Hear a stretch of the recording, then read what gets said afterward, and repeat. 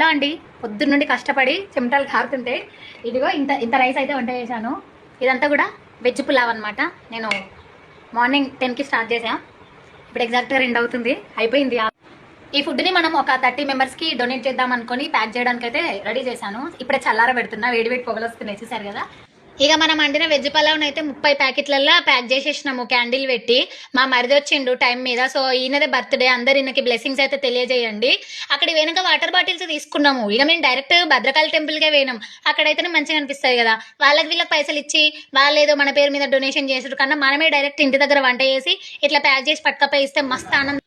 Birthday వచ్చింది అనగానే బీర్లు, బిర్యానీలు, కేకులు కట్ చేసులు మస్తు హంగామా చేస్తారు. కానీ అవే పైసలతోటి ఒక 10 మందికి లేనోళ్లకు కడుపు నింపుదామని మా చెల్లెకొచ్చిన ఆలోచన అయితే నిజంగా హ్యాట్స్ ఆఫ్ అబ్బా పిల్లకు. భద్రకాళి గుడి అయిపోయినాక వేయి స్తంభాల గుడికి పోయినాం. అక్కడ కూడా చాలా మందికి ఇచ్చేసి ఆ తర్వాత రోడ్డు మీద ఎవరైనా కనిపిస్తే వాళ్ళకు కూడా వంచుకుంటూ వచ్చినాము. ఇక ఎట్లయితే ఈ సంవత్సరం మా దేవేందర్ అయితే మంచిగా గట్టిగానే 2 కేకులు కట్ చేసిండు, 2 గిఫ్టులు తీసుకున్నాడు. ఇక 30 మందికి ఫుడ్ కూడా డొనేట్ చేసిండు. చల్లగా బతుకు దేవేందర్.